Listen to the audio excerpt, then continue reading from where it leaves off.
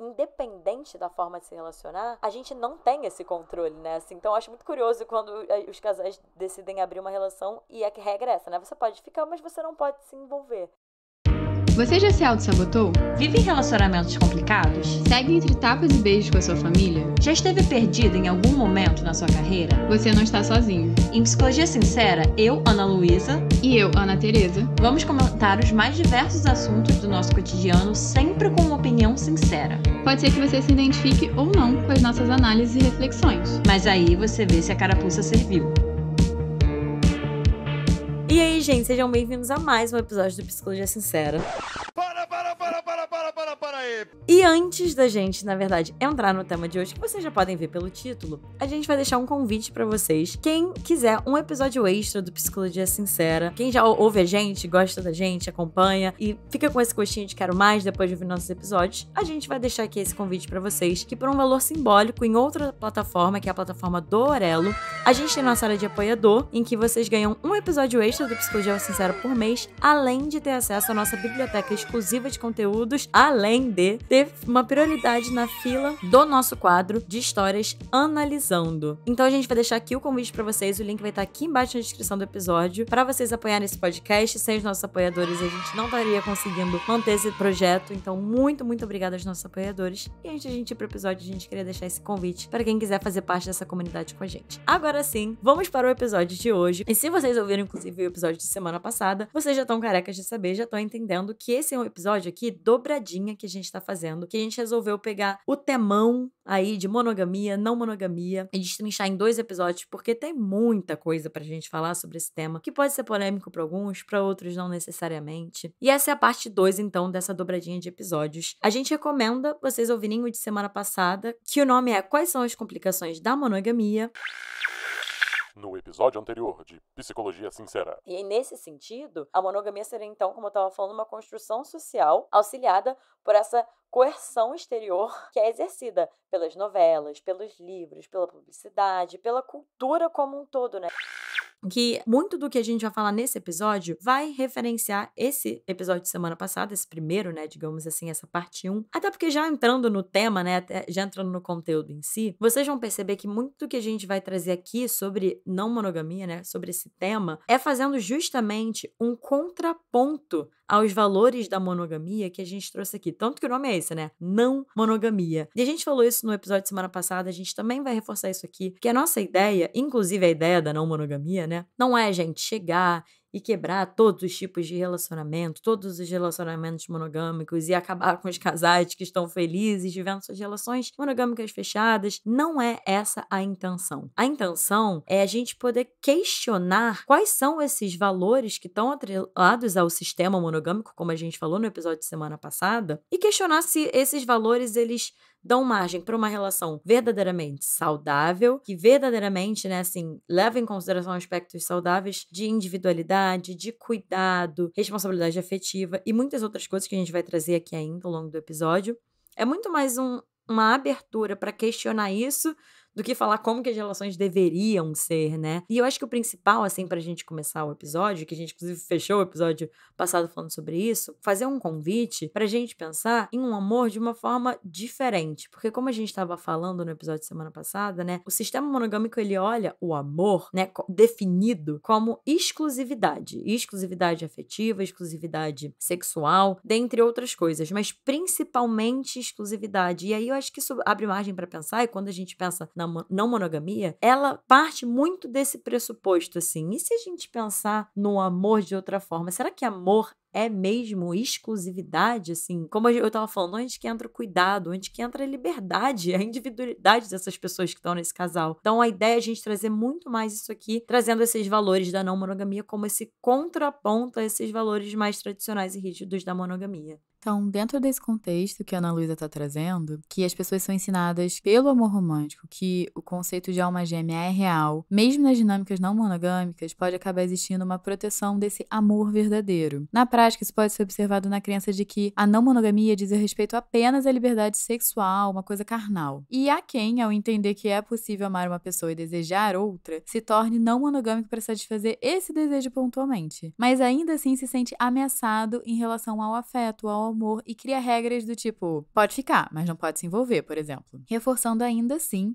o ideal ilusório de que afeto é algo que é controlável a esse ponto. Muita gente acha que a não monogamia é sobre poder ficar e transar com outras pessoas. Isso é uma visão muito limitada, gente. A não monogamia, além de uma escolha afetiva e sexual, é uma escolha política também. Diz respeito a valores muito maiores, quebrar a ideia de posse, entender que não somos donos dos nossos desejos e da individualidade do parceiro, respeitar essa individualidade e não somos donos de ninguém, gente. Eu acho que, assim, uma das coisas que me atraiu, né, a esse tema quando eu comecei a estudar sobre, é justamente esse questionamento que ele faz, porque quando a gente pensa em monogamia, a gente pensa muito nessa ideia de controle mesmo. Inclusive, teve um ouvinte que fez uma pergunta pra gente em relação a isso, quando a gente colocou uma caixinha no nosso Instagram, @podcast Psicologia Sincera. A gente falou que a gente ia fazer esse episódio, colocamos uma caixinha, e um ouvinte perguntou exatamente sobre isso, né, assim, mas como que a gente vive isso, garantindo que a pessoa com quem a gente está se relacionando não vai se apaixonar por outra pessoa. E isso mostra como que a gente vive dentro desse sistema e dessa lógica que a gente tem esse controle, né? Assim, que é possível controlar, independente se está num relacionamento fechado ou se está num relacionamento não monogâmico ou monogâmico aberto. Até porque, só um parênteses aqui, gente, relacionamento aberto, como a maioria de nós conhece, ainda é um relacionamento monogâmico, tá?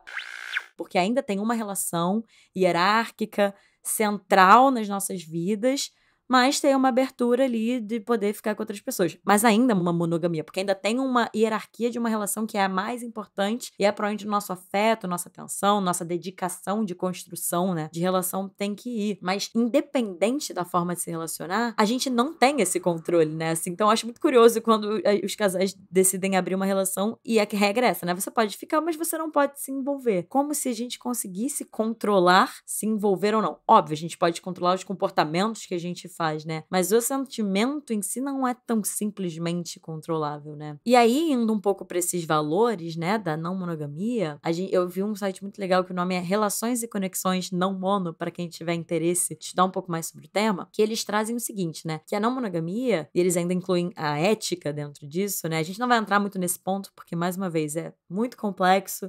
A gente não tem tempo hábil para falar disso em um só episódio, mas deixem aqui na caixinha aqui embaixo se vocês tiverem curiosidade da gente entrar um pouco mais nessa parte ética da não monogamia. Mas falam, né, que essa habilidade da gente desenvolver e cultivar essa nossa autonomia afetiva, no sentido, como a Ana Teresa estava falando, de respeitar que a gente é responsável e a gente tem, entre aspas, não controle, né? Mas autonomia pelos nossos afetos e por aquilo que a gente está sentindo. Só que é importante da gente falar que essa autonomia não se caracteriza por um individualismo, no sentido de dane-se o que outra pessoa está sentindo, dane-se o que, se a pessoa está desconfortável, eu sou dona dos meus desejos e eu vou fazer o que eu quiser com isso. Não sei se vocês têm uma ideia da não monogamia como isso, mas não é. A gente vai falar daqui a pouco disso, sobre isso, a Ana Teresa vai entrar nesse ponto do cuidado, né? Porque essa ideia da autonomia, ela vem de uma interdependência. Em que sentido? A gente precisa, sim, da conexão, do suporte e do afeto de outras pessoas, né? E dentro de uma relação que tem o cuidado como uma premissa básica, o compartilhamento, a honestidade, a conversa sincera sobre o que está acontecendo com cada um, o que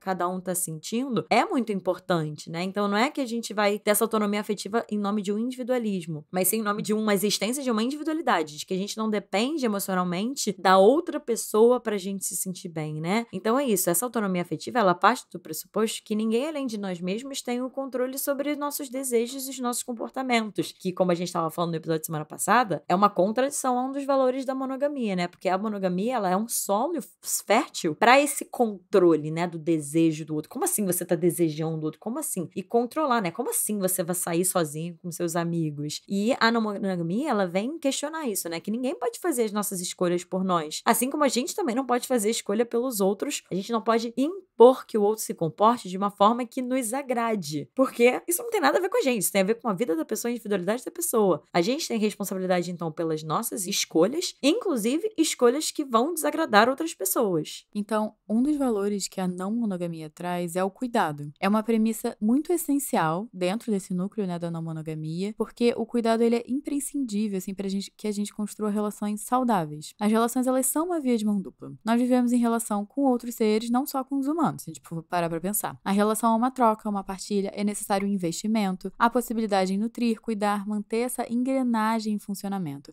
Esta responsabilidade não é individual, é coletiva. Então, não é só você fazendo a manutenção do cuidado. Todo mundo ali envolvido na relação tem que estar fazendo essa manutenção. Esse processo é ao mesmo tempo pessoal e interpessoal. Se inicia através da profunda compreensão individual dos nossos limites e necessidades, e que em algum momento eles vão ser expressos às pessoas com as quais a gente se relaciona. O processo de expressar limites e necessidades a fim de nos sentirmos seguras e respeitadas é mútuo numa relação, né? A gente está sempre falando que é uma via de mão dupla. Portanto, acreditamos que sempre haverá a necessidade de fazer acordos dentro de relacionamentos entre as pessoas envolvidas nas relações, para que todas se sintam contempladas e cuidadas. Eu acho que esse é um ponto muito importante aqui da gente frisar, né? Mais uma vez, parece que ou é 8 ou 80, né? Ou é regras totalmente impostas, ou não existe nenhuma regra, não existe nada, todo mundo faz o que quer. E uma das coisas complexas que os estudiosos e praticantes da não monogamia trazem é que é isso, gente, diferente da monogamia que tem um sistema imposto e regras, como se fosse um manual, assim, de como que as coisas deveriam ser, não existe isso da não monogamia, né? Então é mais complexo porque tem que ser construída mesmo dentro de cada relação, o que faz sentido para cada um. Só que eu acho que a diferença é que dentro desse 8 ou 80, né, de regras impostas ou não tem nenhuma regra, o lugar dos acordos, eles vêm como algo que não vão ser impostos. O que geralmente é o que acontece nas monogamias, né? Na monogamia. Eles não vão ser impostos e restritivos, como são essas regras, como a gente estava falando. Eles são feitos de uma forma consensual e eles podem ser flexíveis e mutáveis, dependendo do estado emocional das pessoas envolvidas. Então, o objetivo dos acordos nessas relações é criar um espaço seguro para essa exploração de novas dinâmicas e novos relacionamentos em um ritmo que todos ali se sintam confortáveis, inclusive entre só duas pessoas mesmo, né? Mas quando eu escuto, o que me vem é que é algo muito mais fluido, é algo que tem espaço para construção dentro da individualidade de cada um, dentro do que faz sentido para cada um. Eu acho que muitas vezes vocês podem estar se perguntando, mas as pessoas também conversam em relações monogâmicas, então qual é a diferença? Eu acho que a diferença que a gente está tentando trazer aqui é que em relações monogâmicas, muitas vezes, como a gente já segue um modelo pré-pronto, tem coisas que a gente só assume que vão acontecer na relação e isso acaba gerando muita falta de comunicação. Muitas vezes o maior problema dos casais é falta de comunicação. E eu acho que a não monogamia, por ser um modelo novo e um modelo que a gente está sempre buscando se explorar como indivíduo, a gente tem que estar o tempo inteiro conversando onde é o limite, onde não é, o que tá confortável, o que não tá, que eu acho que isso deveria sim, e pode existir sim em relações monogâmicas, mas eu acho que, dado o modelo da não monogamia, isso é muito mais instigado. Até porque esses temas podem muitas vezes ser tabu, né, Andressa? Assim, dentro do que você estava falando. Não é que nos casais monogâmicos não haja conversa, mas como tem muitos temas que são tabu, e dependendo do grau de, entre aspas, tradicionalismo daquele casal monogâmico, se ele tá cumprindo ali todos os valores ultra monogamicamente, se a gente parar pra pensar em temas como individualidade, liberdade, não só no sentido liberdade sexual afetiva, mas liberdade de sair e de sair, por exemplo, com amigos. Aqui, gente, eu não sei, porque depende do contexto de cada um. Para algumas pessoas isso pode não ser nada demais. Mas, claro, eu tenho essa liberdade. Mas em outros casais, não. E dentro de um sistema monogâmico tradicional, isso não é comum. Então, acho que a comunicação ela fica mais complexa aí justamente porque dentro do sistema monogâmico tem muitos temas que são muito tabus. E aí eles são geralmente colocados para debaixo do tapete e a gente sabe, como a gente fala muito aqui no podcast, que coisas que são colocadas debaixo do tapete geralmente vão crescendo e virando problemas, de fato, né? E eu acho que isso é muito interessante, né? Porque eu já vi também pessoas se dizendo não monogâmicas ou querendo experimentar isso, achando que é a coisa mais fácil do mundo, que é isso, é só, vamos ser livres e cada um explora a sua liberdade, sem levar em consideração esse ponto que a Ana Teresa tá trazendo do cuidado. Gente, a definição de limites pessoais, a cocriação de acordos, que são aspectos fundamentais para a construção de relações saudáveis, elas requerem aspectos muito importantes como a Ana Teresa estava falando, né? Uma comunicação aberta, transparente, clara e saudável, né? Inclusive tem muito aí da comunicação não violenta também, dentre os estudos de não monogamia. Inclusive até uma certa inteligência emocional, né? Porque é muito fácil, entre aspas, você entrar nessa dinâmica de liberdade sexual afetiva, assim, sem levar em consideração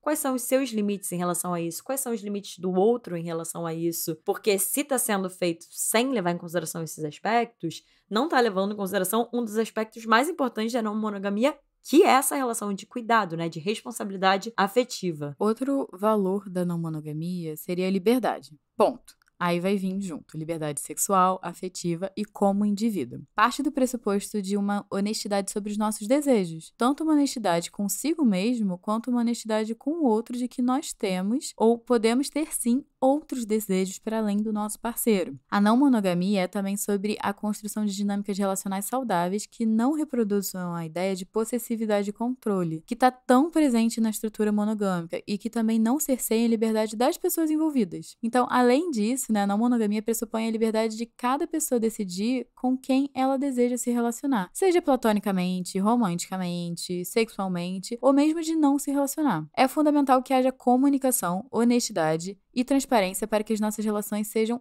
éticas e saudáveis, assim, que você esteja jogando limpo com seu parceiro. Eu acho que esse é um termo muito bom que você acabou de usar, Ana Teresa, porque a sensação que me dá quando a gente pensa nessa monogamia de uma forma que não é questionada mesmo, né, assim, a gente vai bater nessa tecla em todos os episódios, o episódio inteiro, que a gente só tá falando de poder questionar, porque frequentemente, quando não existe nem a possibilidade de questionar isso tudo que a gente tá falando, em relação a como que tá o cuidado com aquela relação, em relação à liberdade das pessoas envolvidas, né, de pra essa relação existir, essas pessoas não podem ter suas liberdades de escolher por si próprias, de viver suas individualidades, e a gente questiona, né? Primeiro, se essas relações estão sendo saudáveis, e segundo, eu achei esse ponto muito bom, se essas pessoas estão jogando limpo uma com as outras, né? Se elas estão verdadeiramente conectadas com aquilo que elas querem e com essa honestidade mesmo perante a relação. E aí a gente volta a dizer, né? Um adendo para os nossos monogâmicos aqui ouvindo. A mera constatação da existência de um desejo por outra pessoa não significa que a pessoa vai necessariamente agir em prol desse desejo, né? É aí que entra o quê?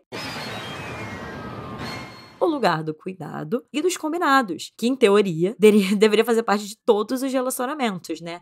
Existirem combinados claros entre as duas pessoas ou mais envolvidas do que faz sentido, o que não faz, o que faz sentido para esse momento da relação, o que não faz sentido, né? Qual é o cuidado que tá tendo nessa relação ou não. Mas que na monogamia sistemática, frequentemente a gente não vê, como a gente tava falando, né? Nenhuma abertura para esse tipo de diálogo, porque o casal ele fica firmemente preso a essa necessidade de atingir esses ideais de casais e por um medo muito grande do que pode significar questionar esses pressupostos, né? Lidar, inclusive, com o desconforto de não ser exclusivo, assim. Como que seria pra vocês ouvindo, né? Ouvir de uma pessoa. Eu amo muito você e eu amo, por exemplo, meus amigos tanto quanto eu amo você. Eu imagino que pra muitos de nós isso pode causar um desconforto, do tipo, essa pessoa não me ama de verdade. Por quê? Porque sistematicamente a gente atrela a ideia de amor romântico a algo exclusivo, algo que tem que ser maior do que todo o resto. No episódio da semana passada a gente já trouxe as problemáticas disso, né? Isso vai pro nosso terceiro ponto, que é essa descentralização do afeto, que é um exemplo ótimo que a Ana Luísa acabou de trazer. A não monogamia, de forma prática, né, é deixar o outro livre pra desejar, caso aconteça, amar outras pessoas, sabendo que isso não vai interferir em nada no desejo e amor que a parceria sente por você. No sentido, gente, de você consegue amar a sua mãe e seu pai, você consegue amar mais de um irmão, você consegue amar mais de um amigo, mas por acaso isso não se aplica no nosso âmbito amoroso. Então, isso são coisas pra gente questionar. Então, é possível amar mais de uma pessoa e o sentimento por ela não anula o sentimento por outra. E isso se aplica em outras áreas da nossa vida, então a gente vai aplicar pro relacionamento amoroso também. Isso de anular é uma lógica de escassez de amor, sendo que a gente já sabe e vive a abundância de amor em outras relações. Amamos mais de uma amiga, mais de um familiar, mas inventaram dentro do amor romântico,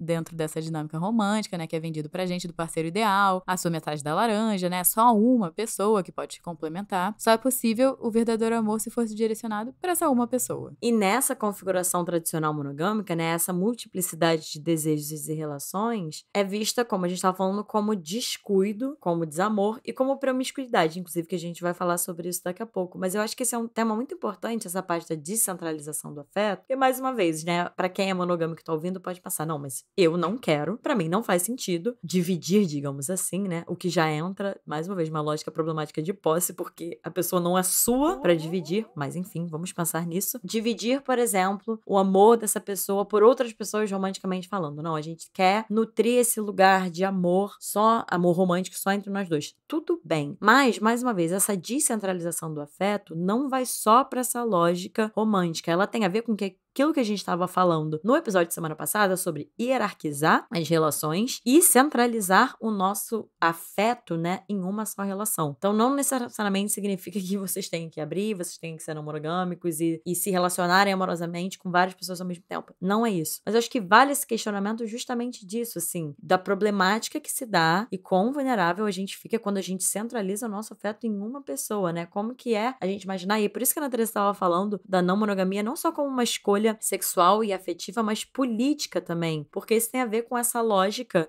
até se a gente parar pra pensar comunitária, de viver de uma forma diferente, muito mais pelo afeto e muito mais sobre difundir mesmo, né, o afeto no mundo do que por uma lógica de posse, por uma lógica de exclusividade, por uma lógica de exploração, inclusive, que tem muito a ver com isso tudo que a gente tá falando. A gente não tá entrando muito nesse ponto, mas também bate nesse ponto da exploração. E partindo pro último ponto que a gente vai trazer aqui sobre não monogamia, né, é muito atrelado aos não monogâmicos como pessoas promíscuas, né? Eu achei muito interessante porque tem uma autora do livro Ética do Amor Livre, que é um livro muito bom, inclusive, até para monogâmicos, que é pra gente questionar a forma como a gente estava vivendo nossas relações e se a gente tá vivendo, como eu falei, né, a partir do cuidado, se a gente tá vivendo de uma forma ética nossas relações. Mas ela fala que a promiscuidade, na verdade, é uma pessoa de qualquer gênero que celebra a sua sexualidade de acordo com uma proposta que, na verdade, é radical socialmente falando, né, de que sexo é bom, de que é benéfico sentir prazer e de que não tem nenhum problema, assim, né, viver e celebrar e curtir a sua sexualidade, porque isso também é outro tema aqui pro podcast que a gente pode falar, mas do quanto que é problemático e do quanto que é feio socialmente falando, né? Isso tem muito a ver com os valores que a gente, inclusive, falou no episódio passado, religiosos, isso tudo, de que a sexualidade fica nesse lugar feio, né? Não traz assim, promíscuo, de algo que não deve ser falado, algo que é ruim da gente querer valorizar. E aí a gente vai pro nosso último ponto, que é o lugar da sexualidade na relação.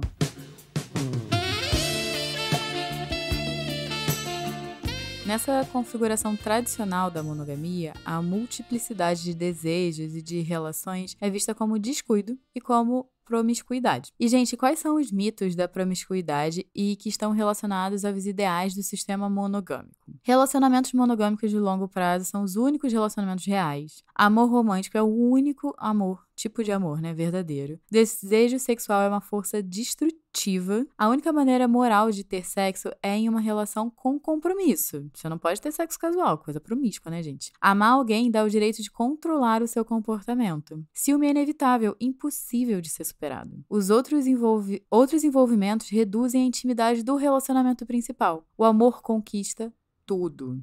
Cláudia, senta lá. Então, esses são alguns mitos, né, que tem a ver com essa lógica dessa promiscuidade que é associada, né, à não monogamia. E como a gente estava falando, são relacionados a todos esses ideais mesmo do sistema monogâmico. Então, como a Ana Teresa estava falando, né, assim, socialmente, os únicos relacionamentos... Inclusive, a gente pode ver isso juridicamente, né? Não sou advogada nem Ana Teresa, então não vou nem tentar me alongar muito nisso aqui. Mas, se a gente olhar juridicamente, o que é validado, né, e o que é considerado legítimo são relacionamentos monogâmicos, né, ali entre duas pessoas, ainda mais se a gente parar pra pensar, né, entre um homem e uma mulher, de longo prazo, e que esses são os únicos relacionamentos reais. Isso está vinculado ao sistema monogâmico, né, ao ideal do sistema monogâmico. Esse amor romântico como o único amor verdadeiro, enfim, todos esses pontos que a Ana Teresa estava falando são mitos que frequentemente muitos de nós temos e que a gente pode se debater, né, e que podem trazer muitos problemas para as nossas relações quando a gente se depara com eles e que estão muito relacionados a esse sistema enraizados em todos nós, assim. E a ideia, como a gente estava falando, é a gente poder questionar, assim, será que o desejo sexual é realmente uma força destrutiva nas relações, né? Será que amar alguém dá o direito de controlar o comportamento de uma pessoa? Será que o ciúme é inevitável? E esse eu acho que é um ponto importante, né, assim, porque, volto a dizer, acho que é muito comum, já ouvi muitas pessoas falando isso, acho que até eu já falei isso, assim, não sou evoluído o suficiente pra ser não monogâmico, como se tivesse a ver com alguma coisa de evolução ou de maturidade, algo nesse sentido. E não necessariamente, gente, assim, a ideia de um amor menos hierárquico, que não é exclusivo, pode até ser muito interessante, a gente pode praticar isso nas nossas relações, né? Mas a gente tá tão inserido nesse sistema monogâmico que é muito difícil a gente ser mais colaborativo no amor ao invés de competitivo no amor. Isso é uma construção diária, né? Então, assim, o ciúme é inevitável e impossível de ser superado. Mais ou menos. Mais ou menos, assim. Pessoas não monogâmicas sentem ciúmes, né? Seres humanos sentem ciúmes. A questão é como que geralmente cada um lida com isso, né? Num sistema monogâmico, o ciúme, ele já é atrelado logo essa ideia de que algo tem que ser feito para controlar a outra pessoa. Geralmente é isso que acontece, né? Assim, que vem essa insegurança, vem o ciúme, e aí com isso vem o controle, que tá relacionado ao quê?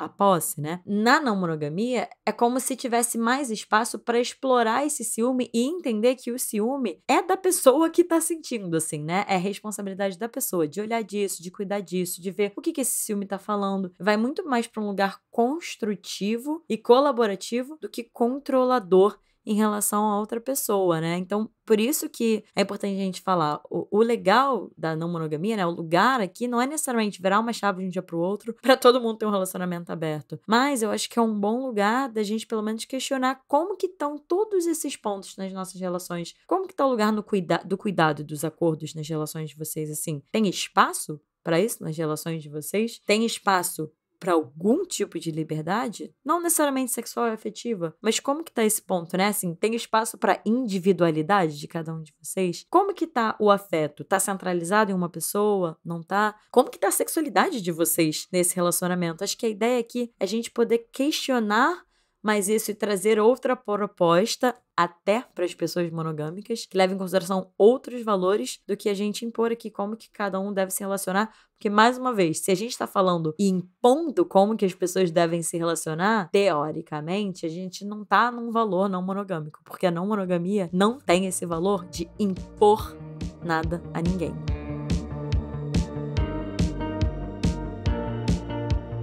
E esse foi o episódio de hoje, gente. Se vocês gostaram de aprender um pouco mais sobre os valores da não monogamia, entender como funciona um relacionamento não monogâmico, compartilha esse episódio, marca a gente nas nossas redes sociais, a gente vai estar sempre ali disponível no @podcast Psicologia Sincera. Se vocês querem se tornar nossos apoiadores, vai estar aqui no link na descrição do episódio para vocês ganharem episódio exclusivo, prioridade na fila de stories do Analisando, tudo por lá, tirando acesso à nossa biblioteca de conteúdo super exclusivo com episódios super legais. Vai estar aqui no link da descrição, é só vocês irem lá pro Orelo. E se vocês quiserem me encontrar nas redes sociais, vocês podem me achar no @AnaTeresaCavalcante. E eu no @psicóloga Ana Luísa Braz.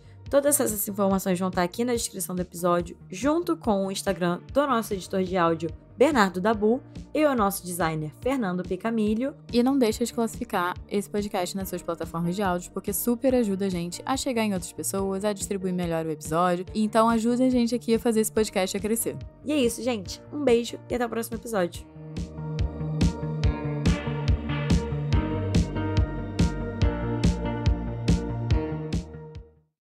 Jesus Cristo, que calor.